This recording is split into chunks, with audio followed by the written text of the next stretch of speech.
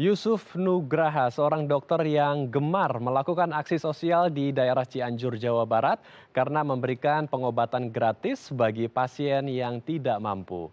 Dengan syarat yaitu pasien harus hafal Pancasila atau hafal lagu Indonesia Raya ataupun bisa membacakan doa surat pendek dari Al-Qur'an.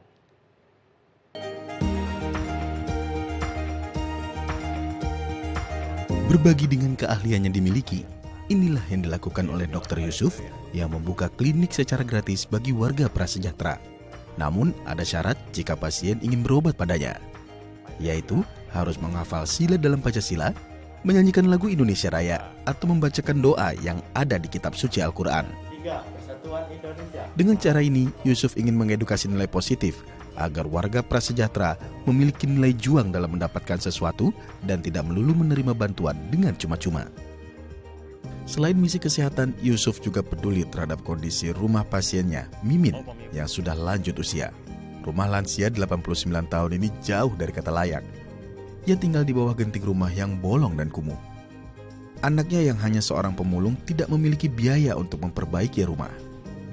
Lewat donasi dari program Mimpi Jadi Nyata Dai TV, Yusuf menyalurkannya untuk memperbaiki rumah Mimin pada tahun 2022. Kini Mimin dapat hidup dengan lebih baik. Ya, untuk membahasnya lebih lanjut kita telah terhubung langsung melalui sambungan Zoom dengan Yusuf Nugraha selaku Direktur Klinik Harapan Sehat Cilaku. Kita langsung sapa narasumber kita. Selamat siang, Dokter Yusuf. Apa kabar? Assalamualaikum, Dok. Waalaikumsalam, selamat siang Mas, selamat siang kalau Indonesia. Baik, ini sebelumnya kita apresiasi karena aksi sosial Dr. Yusuf membantu warga yang tidak mampu ya, warga dari golongan menengah ke bawah yang ekonomi lemah untuk bisa mereka melakukan pengobatan ya di klinik dari Dr. Yusuf. Nah, tapi ada syarat-syarat tertentu, ada syarat-syarat khusus seperti tadi kita lihat di tayangan, harus bisa membacakan Pancasila atau menyanyikan Indonesia Raya atau bahkan membacakan doa ya dari kitab suci Al-Qur'an. Mengapa dokter membuat aturan atau syarat-syarat tersebut untuk bisa melakukan pengobatan gratis, Dokter Yusuf? Ya, sebetulnya poin pertama adalah saya kebetulan sebagai dokter, memang saya punya nazar bahwa ketika nanti saya jadi dokter dari kecil bahwa saya bisa membantu meringankan beban masyarakat gitu, yang khususnya memang yang tidak mampu. Nah, tetapi di sini di lapangan, ketika saya ingin memberikan sesuatu, menggratiskan mereka yang tidak mampu, tentu saja saya juga ingin mengedukasi mereka agar mereka tidak menjadi tangan di bawah gitu. Mentalitas mereka harus kita jaga. Sehingga saya berpikir apa yang harus saya lakukan ya, bagaimana membantu mereka yang tidak mampu dalam bidang kesehatan, tapi juga saling keterkaitan dengan hal-hal yang lain. Nah, di sini saya melihat pertama bahwa yang saya lakukan adalah mereka bisa menukar 10 botol plastik bekas. Ini saya kaitkan dengan masalah lingkungan hidup, di mana kita tahu bahwa saat ini masalah sampah plastik ini menjadi masalah di Indonesia bahkan di dunia, bahwa sampah plastik ini hanya hancur setelah 500 tahun. Nah, sehingga saya harapkan dengan program gratis ini mereka bisa mendapatkan berobat gratis, masalah kesehatan bisa terbantu, sedangkan juga masalah lingkungan hidup juga bisa juga sekaligus terbantu. Kemudian untuk masalah mereka bisa dengan menyanyikan lagu Indonesia Raya, di sini juga saya melihat bahwa setelah saya amati gitu ya, setelah saya lihat berinteraksi dengan masyarakat, banyak sekali masyarakat yang mohon maaf sudah tidak hafal dengan Pancasila bahkan lagu Indonesia Raya. Sehingga di sini saya pikir saya harus bisa bagaimana caranya membangkitkan semangat nasionalisme masyarakat agar mereka tetap mencintai Ibu Pertiwi ini. Sehingga mereka pun bisa memilih ya, atau bisa menukar 10 botol plastik bekas gitu ya, ataupun bisa dengan menyanyikan Indonesia Raya atau Pancasila. Kemudian seiring berjalannya waktu juga ada masukan dari masyarakat ya, dari masyarakat sekitar klinik bahwa dokter bagaimana kalau misalkan ditambah lagi nih programnya dengan membaca doa, silahkan. Artinya pada posisi ini adalah saya ingin membantu masyarakat dengan cara apapun, mempermudah masyarakat, tetapi dengan edukasi yang baik, sehingga masyarakat ini tidak mempunyai mentalitas di bawah, tidak mempunyai mentalitas hanya diberi saja, tapi mereka juga harus bisa berusaha, dan tentu saja dengan cara-cara kita kaitkan dengan program-program yang baik. Itu sebetulnya, Mas. Mhm. Jadi ingin menanamkan jiwa nasionalisme ya kepada para pasien yang berobat di klinik dokter. Sekaligus tadi ada misi menjaga lingkungan juga karena ada salah satu syarat juga harus membawa limbah botol plastik ya. Nah, limbah botol plastik ini akan didaur ulang menjadi kerajinan yang cantik atau dijual kembali atau seperti apa, dokter? Ya. Jadi untuk botol plastik bekas ini, ya, ini saya kerjasama dengan pengepul plastik bekas ya. Jadi pengepul sampah bekas. Jadi si botolnya itu nanti dibawa ke tempat pengepul, di mana saya nanti akan memberikan voucher kepada para pengepul itu. Jadi ketika mereka menukarkan botol, dia bisa ditukar dengan voucher dan bisa berobat ke klinik gitu dengan gratis. Nah, kemudian si botol plastik bekas itu, ya, kita gunakan menjadi upcycle dan recycle, ya. Artinya untuk upcycle kita juga memberdayakan. Kebetulan saya membentuk juga komunitas ibu-ibu di sini, ya, untuk bisa membuat suatu kerajinan. Jadi plastik bekas itu dibuat kerajinan, nah, kemudian bisa menghasilkan nilai ekonomis yang baik. Kemudian juga selain itu saya gunakan juga sebagai bahan daur ulang untuk batako plastik bekas. Gitu.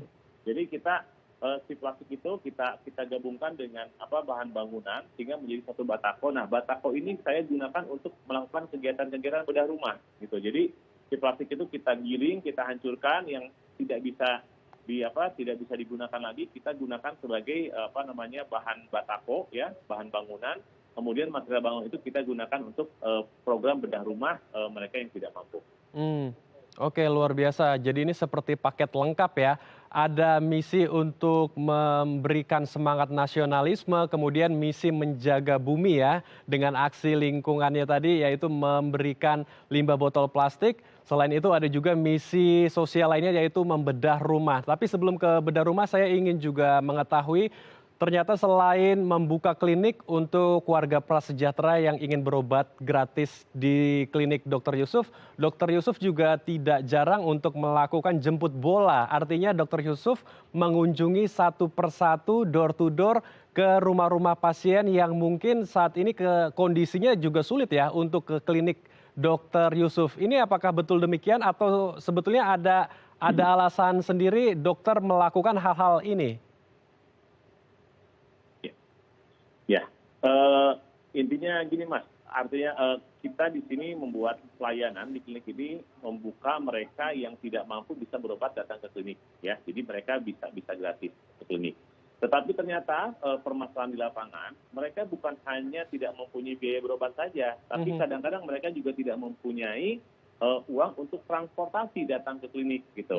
Nah, sehingga saya pikir bagaimana cara membantu mereka gitu kan, kita juga harus bisa bantu untuk jemput bola ke mereka gitu. Jadi selain nanti mereka yang bisa datang ke klinik kita layani, kita juga jemput bola, yaitu datang ke rumah-rumah mereka yang memang mereka tidak bisa datang ke klinik, baik memang apabila mereka sakitnya sudah parah ya, ataupun memang mereka yang tidak mempunyai uang untuk bisa datang ke klinik karena transportasinya tidak mampu seperti itu.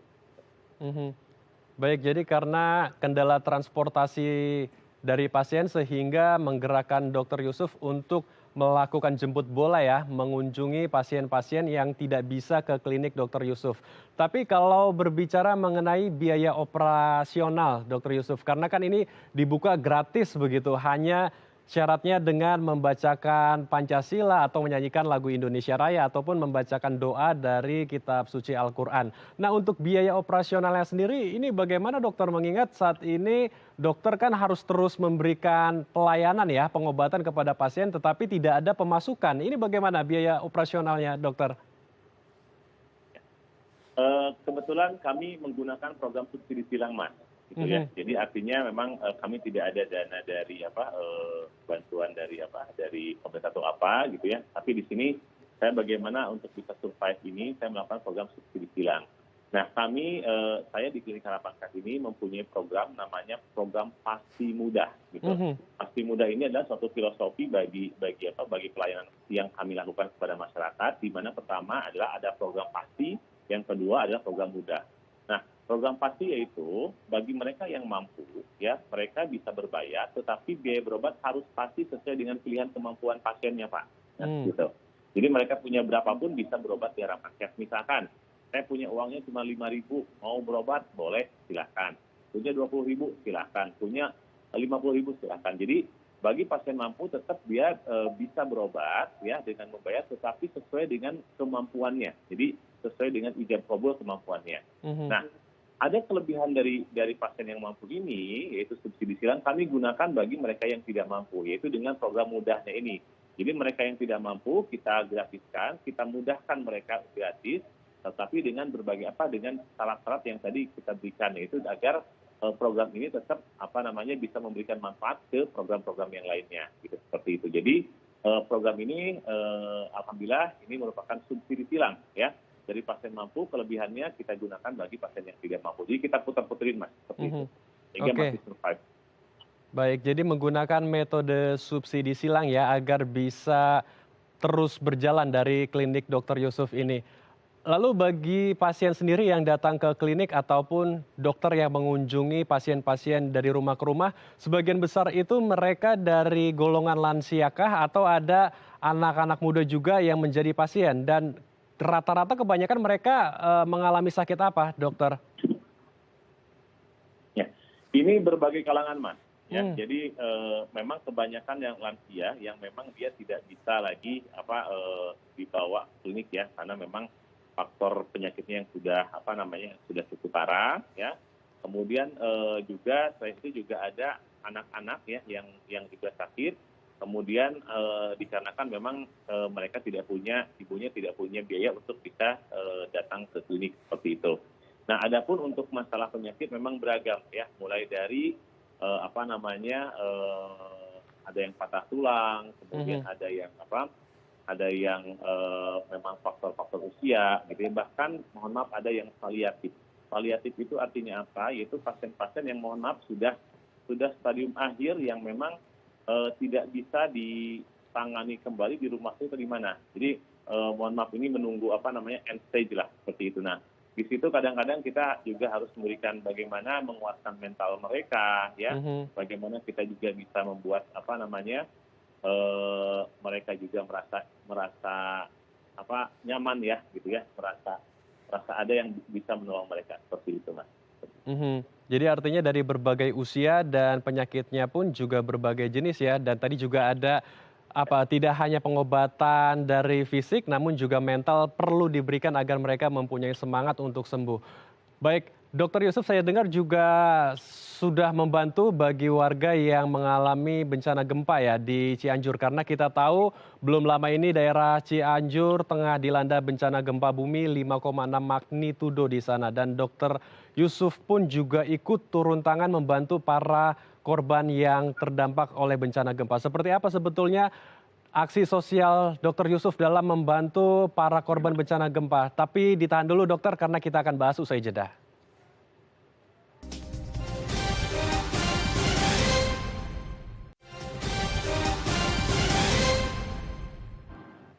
Terima kasih pemirsa, Anda masih bersama kami di Halo Indonesia. Kita akan melanjutkan diskusi hangat kita bersama dengan Dokter Yusuf yang membuka klinik gratis bagi warga prasejahtera. Namun ada beberapa syarat yang harus dipenuhi bagi warga yang ingin berobat di klinik Dokter Yusuf, yaitu harus bisa membacakan Pancasila, menyanyikan lagu Indonesia Raya, ataupun membacakan doa ya dari kitab suci Al-Quran. Nah, saat ini kita akan berdiskusi mengenai bencana gempa di Cianjur, karena Dokter Yusuf juga memberikan bantuan bagi warga yang terdampak oleh bencana gempa di Cianjur ya, karena gempanya juga cukup memberikan dampak yang besar ya kepada warga di daerah Cianjur. Kita langsung sapa kembali narasumber kita, Dokter Yusuf. Ya, Pak. Ya. Melanjutkan pertanyaan saya di segmen sebelumnya, Dok, karena kita tahu di daerah Cianjur ini baru saja dilanda bencana gempa dengan magnitudo 5,6 ya. Meskipun ini tidak begitu besar ya magnitudonya, tapi efeknya atau dampaknya ini sangat terasa bagi warga di Cianjur karena sudah banyak juga ratusan warga yang meninggal dunia dan ratusan ribu lainnya atau puluhan ribu lainnya mengalami luka-luka. Dokter Yusuf juga membantu warga yang terdampak. Ini bantuan apa saja yang diberikan dari Dokter Yusuf bagi warga yang terdampak bencana gempa di Cianjur, Dokter Yusuf? Ya, memang bencana ini juga sangat memilukan ya Mas ya. Ini hampir 600 lebih data terakhir bahwa 600 lebih orang yang meninggal akibat dari gempa Cianjur ini. Di mana memang gempa ini tadi skalanya 5,6 tetapi kedalamannya sangat besar sekali sehingga ini bisa merusak bangunan-bangunan yang sehingga banyak korban di situ. Nah, pertama memang pada hari pertama yang saya rasakan juga ketika saya waktu itu lagi di klinik lagi praktek, guncangannya luar biasa ya. Kemudian saya turun ke bawah, kemudian ini saya bikin klinik darurat yaitu di luar. Karena di situ banyak sekali korban-korban yang mulai dari patah tulang, dari mulai yang meninggal dan sebagainya. Memang saya bisa merasakan kondisi yang mencekam pada saat itu. Kemudian aksi-aksi yang kami lakukan juga bersama teman-teman, bersama teman-teman relawan, sampai dengan saat ini masih tetap membuka posko untuk gempa bencana Cianjur ini. Itu salah satunya saya membuat bersama relawan, yaitu membuat 2 tim, yaitu tim yang memang menyisir mereka yang butuh bantuan cepat, yaitu tim reaksi cepat, dan juga menyisir mereka yang terdampak, tetapi yang masih minim bantuan gitu. Jadi kita menyisir dari dua arah gitu. Karena saat ini ketika awal di lapangan bantuan ini banyak sekali kepada mereka yang memang betul-betul kerusakannya hebat gitu. Sedangkan untuk tempat-tempat lain masih yang kerusakannya ringan, tetapi mereka itu tidak mau berani masuk ke rumah gitu. Jadi mereka tinggal di posko-posko tenda pengungsian. Nah ini mereka-mereka ini juga harus kita perhatikan. Kita membuat tim, yaitu kita datangi tim mereka dengan pengobatan gratis. Kemudian sampai saat ini kita juga membuat trauma healing ya, karena betul-betul ini sangat, khususnya bagi anak-anak ini sangat terasa sekali. Mereka trauma, mereka tidak mau ke rumah gitu ya. Seperti karena memang ketika di lapangan saya juga melihat sendiri ya.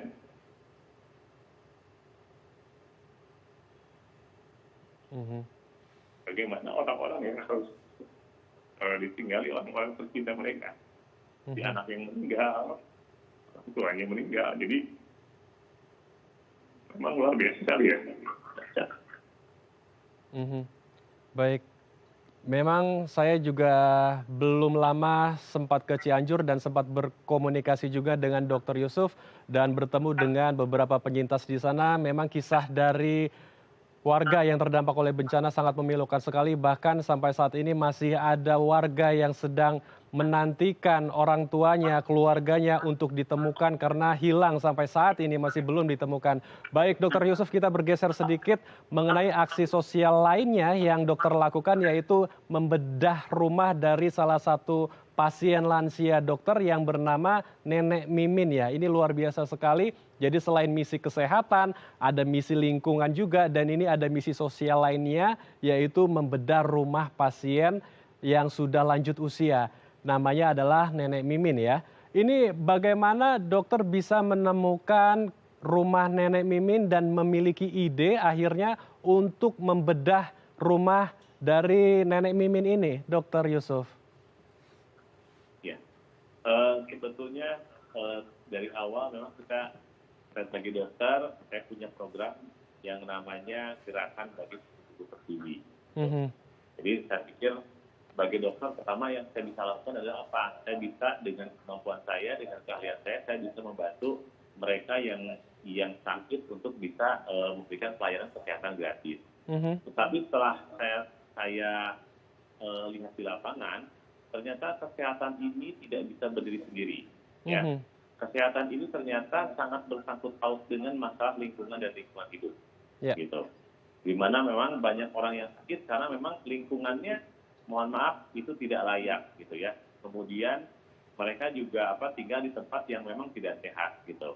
Jadi kesehatan akan berhubungan dengan lingkungan hidup.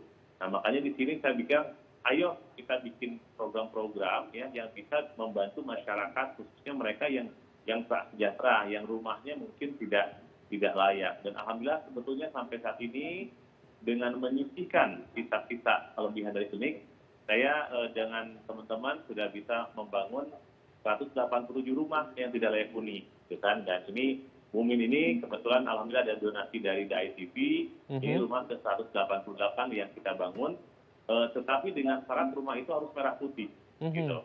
Jadi kita kalau berikan, kita akan bangun rumah yang tidak layak huni menjadi rumah yang layak huni dan permanen, tetapi syaratnya merah putih, ornamennya merah putih. Kenapa ornamen merah putih? Ini agar mengingatkan kepada kita semuanya bahwa kita ini satu bangsa, satu bahasa, dan satu tanah air yaitu Indonesia.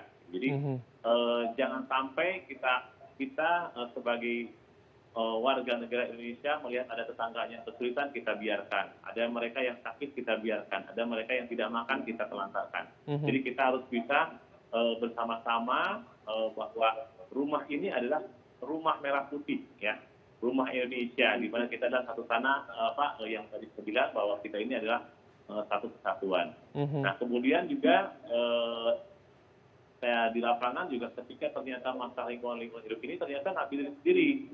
Jadi lingkungan hidup ini berhubungan dengan masalah kemiskinan, gitu. Nah, di sini saya juga punya program, yaitu salah satunya bagaimana memberikan mereka modal usaha, ya, untuk mereka yang memang kesulitan untuk bisa mengakses ke bank. Nah, di sini masyarakat di sini juga ada terkendala juga ya, ketika mereka, mohon maaf, kalau pegawai negeri, kalau misalkan pegawai swasta, mereka punya gaji, tapi mereka yang bukan pegawai negeri, bukan pegawai swasta, mereka yang sehari-hari yang hanya bisa berdagang gitu.